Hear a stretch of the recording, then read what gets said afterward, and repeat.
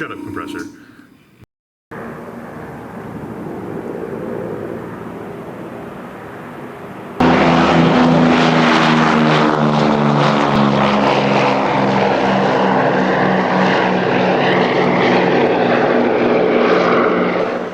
Hey everyone, Matt here with Duke's Models, and welcome to the 11th and final episode of the Tamiya P-38F build series.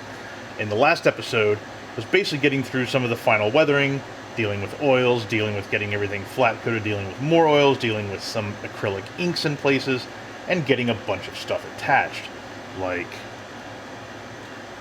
the machine gun barrels, the landing gear, the gear bay doors, all that kind of fun stuff. And so now the end of the build is literally just around the corner. All that's left is to paint the exhaust staining coming off the turbochargers. And on P-38s, the exhaust staining is a very light white, gray, tan kind of thing coming out of the turbos. And it extends, depending on the reference photo you look at in the P-38 in question, it extends a little ways back, it extends a long ways back, or it can coat the entire boom. And pretty much no matter which length you have along the boom here, it also gets some deposits on the tail, which kind of makes sense because it can carry this far back, but then you've also got stuff popping up into the airstream that gets blown back onto the tail. Now, in the past, I would have dealt with this either with an airbrush or with oils, but this time out, I want to play with something different. And that something different is acrylic ink. And so I've got a couple different colors here to play with, have some fun with. Everything from white to yellow oxide to transparent raw and burnt umber, and a bit of gray to tone everything down. Now, I've tried this before on a mule when I was kind of contemplating how I wanted to handle the exhaust stains, and basically mixed up some colors and just sprayed them, thinned down with believe it or not, some Mr. Rapid Thinner, which is not acrylic, but hey, it worked just fine. So right in here, this is ink, this is ink, this is ink, and it has a nice, wonderful diffusion to it that I think is just about perfect for the turbo exhaust. So we're going to do that. Key is going to be getting the right tone, which I think this one in here is pretty close, maybe a little bit whiter than that, but I want to keep that sense of tannishness in it too. This one here is also really good. This one in the middle got a little bit kind of cool and gray for my taste. So I think half of this battle is going to be finding the right mix of stuff to use in the actual airbrush solution. So let's get to it. Okay, so we're going to start by building this mixture from titanium white.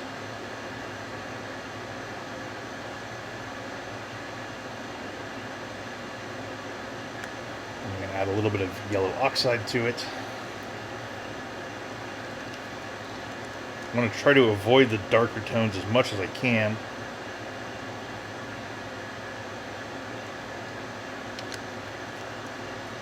Because this stuff, because these deposits were overwhelmingly very light colored. That might even be too much yellow, to be honest.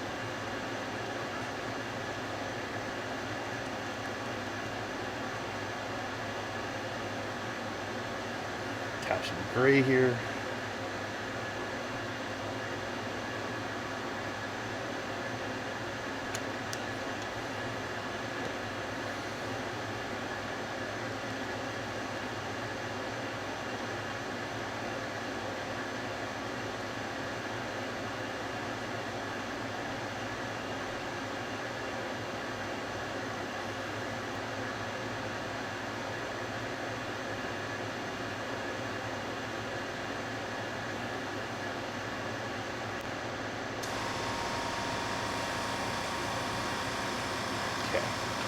Next up is to see how this shit sprays. See where I'm at with the mix and if I'm happy with it or not. Okay, so I've taken a little bit of that mix, put it in its own cup. Now it's time to add some rapid thinner. Well, some, by some I mean a lot. Want this really diluted. Do some mixing. Do.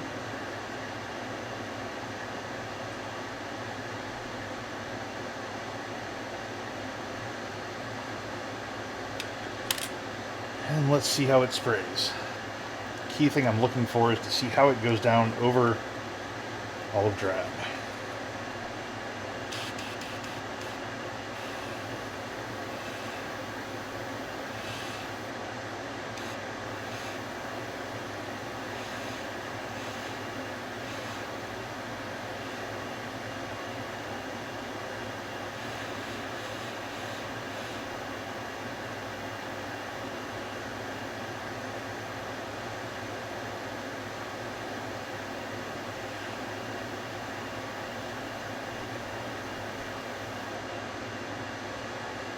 I think that will do.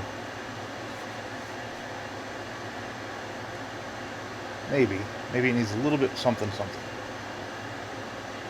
So I'm adding one more drop of yellow oxide.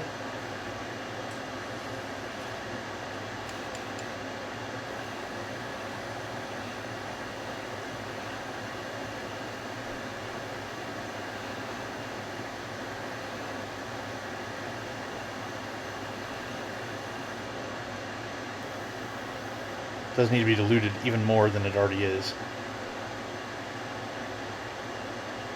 You know what? One drop of raw umber.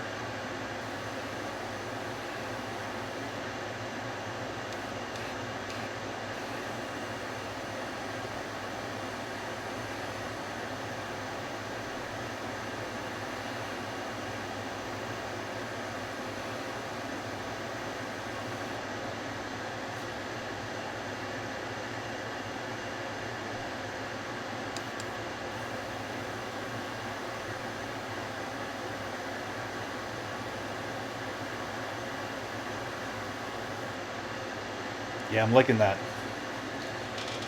But it needs even more, even more Mr. Rapid Thinner. So let's go ahead and pop that in. And I think we're ready to go. All right, let's do some moment of truth shit here.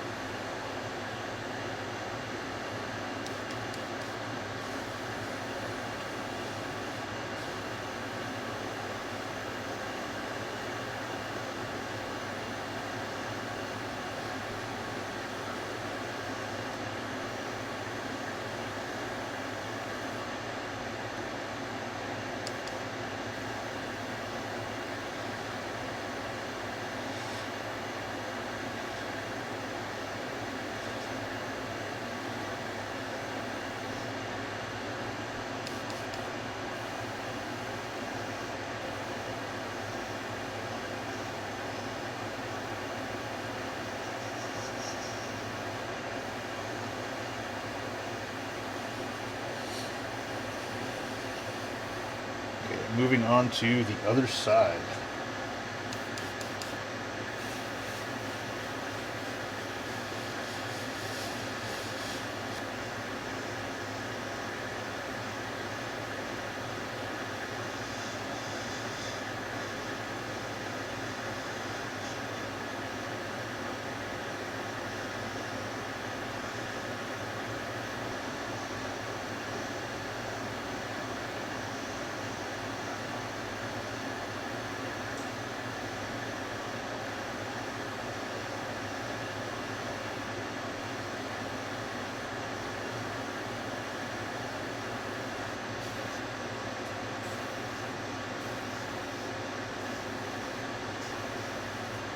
All right, next up, one more tiny little thing. This is a mix of gray, black, and raw umber. Just to get a little tiny something going right in here.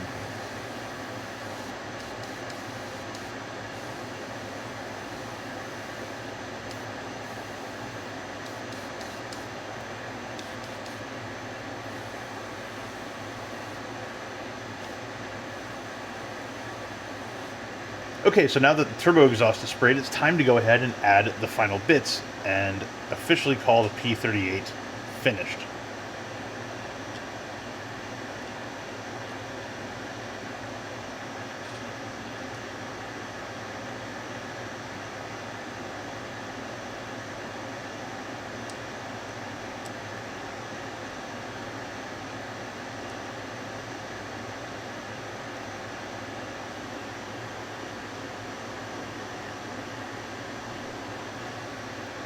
I love how so much of this can just be plopped on. No glue or anything else needed, just yoink.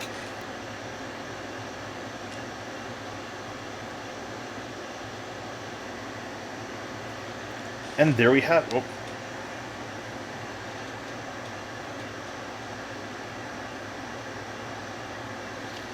And there we have it. A finished P-38F Lightning. One of Tamiya's best kits. Probably their best kit up until the F4 Phantom came out.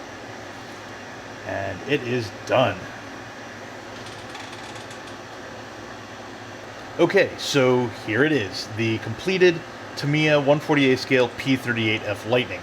Which, when I started building it, was probably the single best injection molded kit in any scale of any subject. Now that the Tamiya F4 Phantoms come out, that's up for debate. But overall, this kit was still a phenomenal experience to build, to paint, to weather, and get across the finish line. So in terms of what I like about it, I mean, honestly, the kit itself, everything about it, the engineering, the fit, the detail, the cleverness that Tamiya brought to bear, and things like the way that the gear bays go together, the way the gear doors attach, the way the canopy just slots into place. Everything about this just screams quality and thoughtfulness, and I love to see that. The ability to, even drop in the turbochargers at the end of the build when everything else is done, super cool. I love seeing that. That's just, again, Tamiya quality at work. In terms of things I didn't like, well, a lot of it comes down to operator error and materials difficulties. And the biggest one that I encountered on this build was the HGW wet transfers. Now, it's a bit odd because the actual rivets themselves went down wonderfully. The carrier film came away wonderfully. Everything went great. But when I was doing the stencils, as y'all saw in whatever installment that was, oh man, those things just sucked down like nobody's business, and it was very, very difficult to get them up, and it required touch-up painting and all kinds of stuff. Not a big fan of that. So I've been a huge HGW booster for years. I continue to be. I will continue using them for things like belts. I will continue using their wet transfers. I will continue using their rivets. But the next time that I pull out the wet transfers, you can be damn sure I am going to test and test and test again, and really not believe they're going to work until they do work. I think I probably just got a fucked up sheet of some kind. I don't know if maybe, something happened in transit, it got too hot, too cold, who knows. But man, getting those things off was not fun.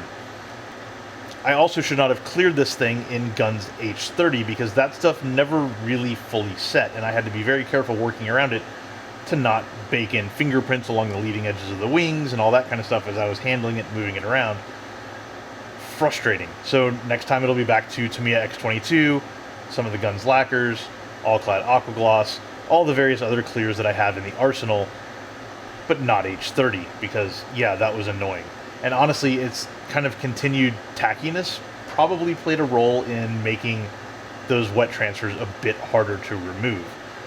Granted, it didn't really affect the paint mule that I tried them on, but when I switched over from the Mark Softer to the Mark Setter, I was able to get that one off of the Hellcat mule, and those things were still stuck like glue to the P-38. So I'm pretty convinced the H30 had a role to play in that. Not cool. The other thing, a good lesson for next time that I tackle a subject that has these rivet type things called for, if I were to tackle the P-38 again, for example, the only places that I would place the rivets would be right here in the center wing portion, and then probably on the cockpit nacelle, like up down here under the sides. That's pretty much it. I mean, the ones out here on the wings, they're really not noticeable. The ones along the booms, really not noticeable. It's really only where there's chipping and scuffing and abrasion that reveals the little rivets that they really seem worth the effort. So something to consider for next time, because I do want to tackle another one of these P-38FG Lightnings in the future. In terms of aftermarket, big fan of this Ultracast wheel up here. Kind of frustrated that I wasn't able to use Ultracast wheels for the main gear, but honestly the fit of the Tamiya wheels was just so good, and they're good enough that I just couldn't justify having to go through the whole wobbly leg weird fit kind of thing that you sometimes have to go through with aftermarket tires. So, still though, really, really happy with the way that the Ford wheel came out. Really liked the quick boost gun barrels and their little backing piece in particular, which plugs right into the kit parts and provides you a way to install the guns after the build. I'm still pissed that I managed to run over and crush my master barrel, because these things look even better than the quick boost ones. But hey, lesson for next time, right? Other than that, there's not that much aftermarket on this thing. I mean, there's the HEW belts, there's a few little Edward bits in the radio compartment. That's it. I don't really see the point in swapping out the turbochargers, because the kit ones are fantastic. Same with, like, you know, the landing gear. Hell, I don't know even know what else you would swap out on this thing. I mean, it's a solid kit. In terms of painting and weathering and process, overall, I think I accomplished what I was out to accomplish, which was to take one of these darker olive drab schemes and really make it varied and interesting. I think that's definitely happened. I think I could have done it better in certain places, but overall, I'm happy with the way it's come out. You know, I especially like up here around the nacelles and stuff, bringing in some more of the brownish tones to really separate them a bit from what's going on out here on the wings. You know, because like this whole center portion is kind of where the action happens. The stuff out here is just along for the ride, and so this is the stuff that would get more fluid on it, that would get dirtier, that would have shit flying around as the props are spinning, that would have crew people, you know, they would have crewmen kind of climbing on it, touching it, opening panels, things like that. And so it just made sense to me to make those a little bit different looking. In terms of oils, I think things went pretty well. You know, I've got everything from like streaking here on the back of the prop spinners to these nice fluid streaks on the inside radiator scoops to just the general dispersion and diffusion of oil paint rendering across the whole surface. That came out pretty much without a hitch. Really happy with how the turbochargers came out. They are maybe a bit darker than I hoped, but they definitely do stand their own against the olive drab. And I'm really, really happy with how inks have worked out on this build. So not only the big turbocharger exhaust particulate streams coming out across the booms, but also, you know, right here where the filler caps are, like a little bit of staining there. Got some staining up on the sides of the nacelles, and over here where the gun door access hatches, there's a lot of this like kind of wet staining that you see on P-38s, and so I think those inks did a really good job of representing that, probably better than oils do, and that's certainly something to consider for the future. But, I mean, you know, with any build like this, I still look at it and I'm like, I could have done that better, I could have done that better. Like, I would have liked to have preserved a bit of the shininess of the chipping in various areas, like, you know, along the wing root here, as opposed to this area. It's like, this is dingier. That's on me. I probably should have done a better job cleaning that up, but overall, it still came together. Another area that I'm happy with is the leading edge chips, which we had that little adventure trying the Novus as a base to kind of chip from, and it worked, but it looked too abraded, and these look a lot more like, you know, rock and sand and gravel dings, which is what a P-38 flying around in North Africa would have been encountering. So, yeah, overall, you know, even with my slight misgivings and the ever-present I could have done better, I still think this came together quite well. So, with that, I'm going to go ahead and do the final photo shoot for this guy, and then put it away in the cabinet, and move on to the next build. So, I want to thank you all very much if you have stuck around for this whole build series and followed along, and maybe picked up a few things to try and a few things not to try. And as always, if you want to get videos early and get some behind the scenes on what's happening on the bench and where things are going next, feel free to become a patron over on patreon.com/DukesModels, and follow me on Facebook, follow me on Instagram, all that good stuff. And if you haven't yet, please, please, please, please hit subscribe and hit that little notification bell on this channel to be alerted when new content drops. So until next time, hang in there, and I'll catch you all later.